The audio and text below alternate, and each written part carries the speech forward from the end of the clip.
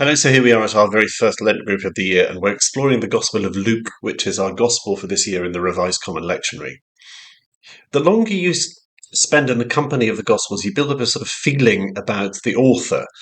When I read a lot of one author, I feel I sort of know them as a human being, even if I don't know any details about their lives. I feel I know Charles Dickens and P.G. Wodehouse, because of course they are the two most important authors in the English language. But I also feel I know the gospel writers, and certainly Luke, you get the feel of him as a person. So I want to explore that in our first group, in our first session, as an introduction to Luke as a case. It's easier to get that feeling with Luke than perhaps anyone else in the Bible, excluding Paul, perhaps, because Luke wrote over a quarter of the New Testament with the Gospels and Acts of the Apostles, so we have a bit more to go on than we do with the others. When it comes to biography, by that I mean, who he was, what he did, we actually probably know a bit less than we think we know. None of the Gospels named their authors. They were all anonymous texts. So it's tradition that calls him Luke, but we can't be sure of that. The earliest writer that we have that called him Luke was Irenaeus, and he lived in 130 AD. So we're not just relying on Irenaeus, we're relying on his sources. So the tradition is that it was Luke who was the companion of Paul, who was called the beloved physician, that wrote this gospel. So depending on how much you rely on tradition, I guess Luke is as good a name as any, but the rest is tinged with an air of caution.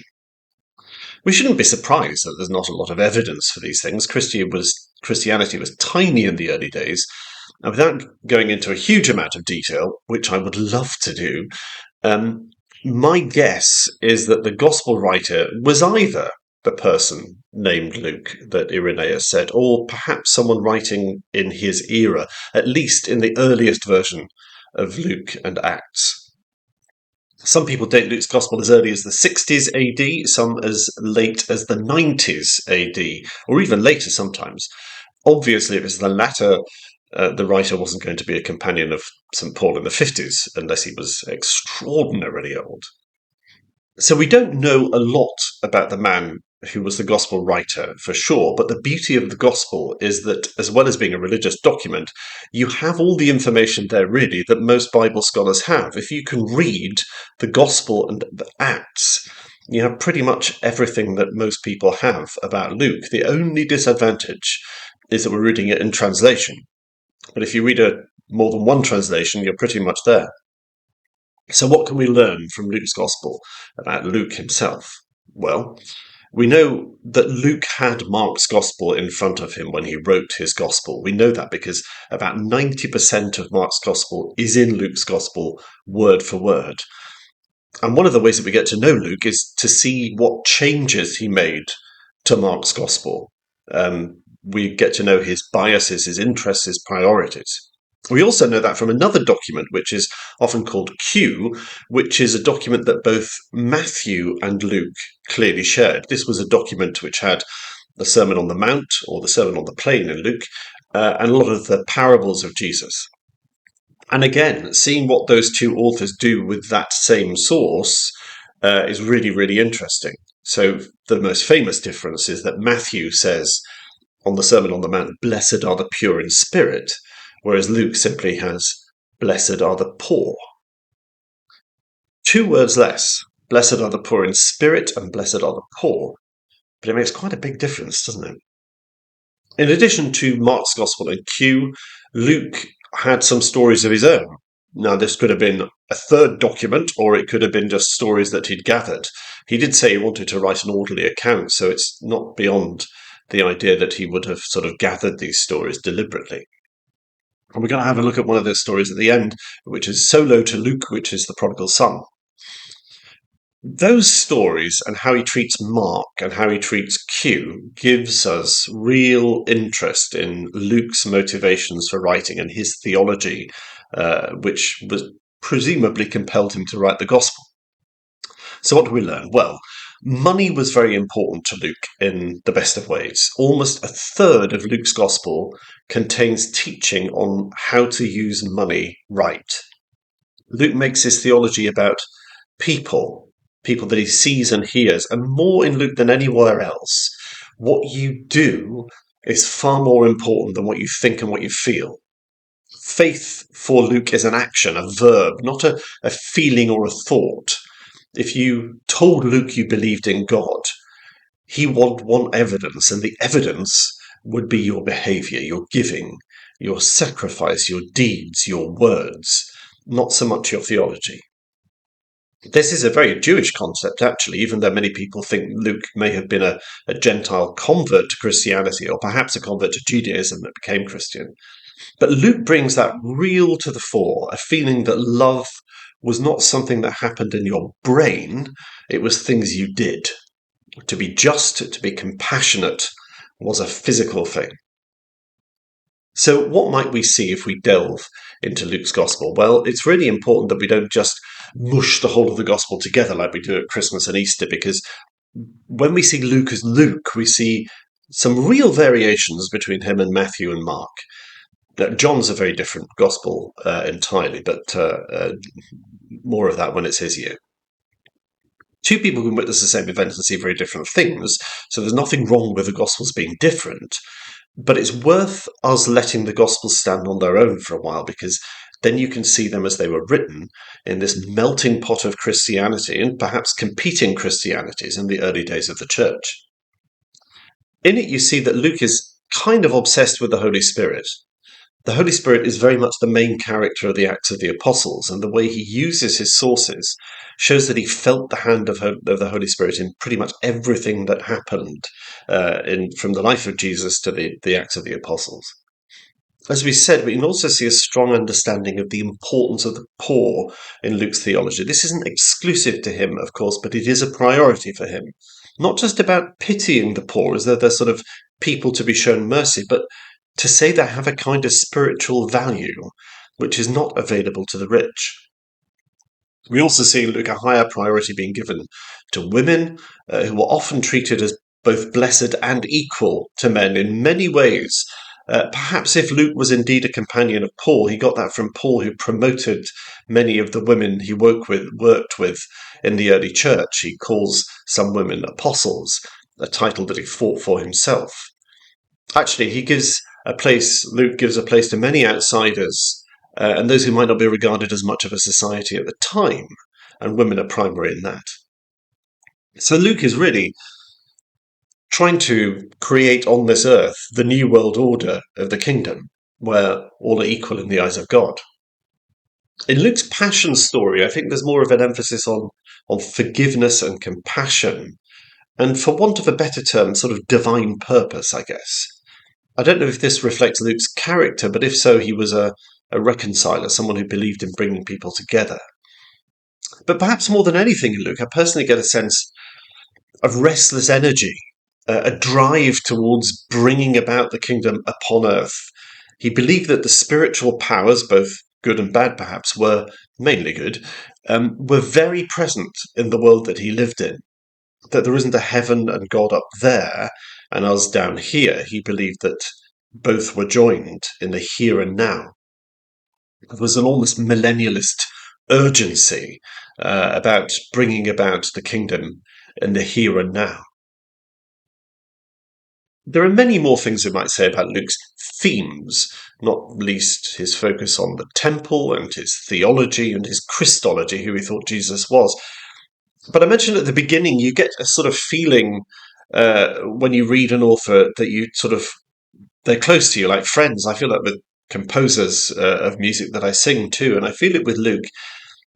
And I feel I kind of know who he is, almost like he's sitting next to me, like a familiar character in my life. So here are the few very speculative things, which may be from the gospel and maybe my imagination, that I will share with you about who I think Luke was. I think he was probably a wry wit. I think in some of the stories in the Acts of the Apostles and the Gospels, there's more than a hint of humour. Paul said goodbye to his friends and gave a farewell oration that was so long a boy fell asleep and fell out of the window. You can well imagine Luke writing that with a wry smile, fond as he was of Paul, but also knew that he went on a bit.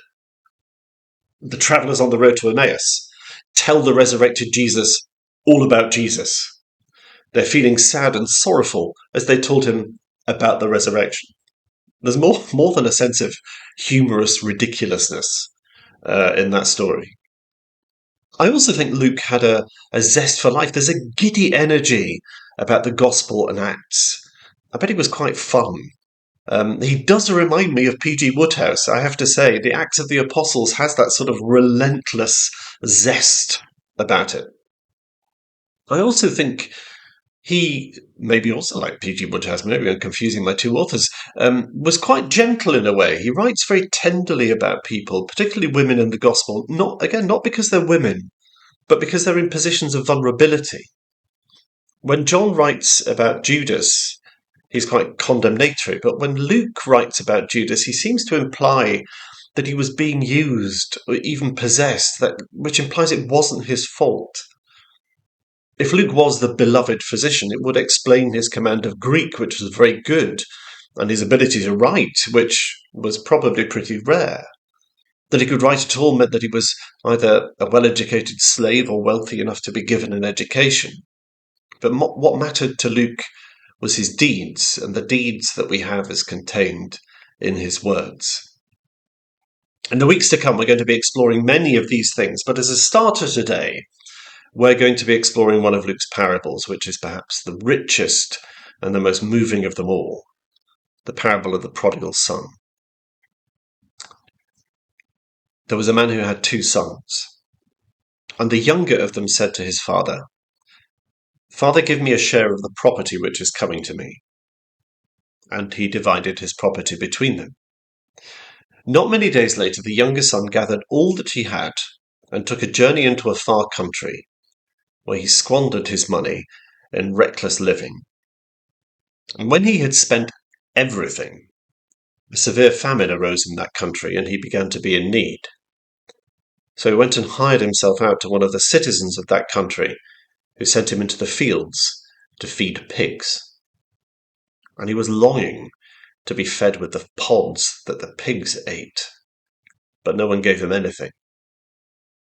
When he came to himself, he said, "How many of my father's hired servants have more than enough bread, but I perish here with hunger? I will arise and I will go to my father, and I will say to him, 'Father, I have sinned against heaven, and before you I am no longer worthy to be called your son. But treat me as one of your hired servants.' And he arose and came to his father. But while he was still a long way off, his father saw him and felt compassion, and ran and embraced him and kissed him. And the son said to him, 'Father, I have sinned against heaven, and before you I am no longer worthy to be called your son.' The father said to his servants, 'Bring quickly the best robe and put it on him, and put a ring on his hand and shoes on his feet. And bring the fattened calf and kill it, and let us eat and celebrate. For this my son was dead and is alive again. He was lost and is found.' And they began to celebrate. Now his older son was in the field, and as he came and drew near the house, he heard the music and the dancing, and he called one of the servants and asked what these things meant. And he said to him, 'Your brother has come, and your father has killed the fattened calf, because he has received him back safe and sound.' But he was angry and refused to go in. His father came out and entreated him. But he answered his father, 'Look, these many years I have served you. I have never disobeyed your command. Yet you never gave me the young goat that I might celebrate with my friends. But when this son of yours came, who devoured your property with prostitutes, you killed the fattened calf for him.' And he said to him, 'Son, you are always with me, and what is mine is yours. It was fitting to celebrate and be glad, for this your brother was dead and is alive. He was lost and is found.'"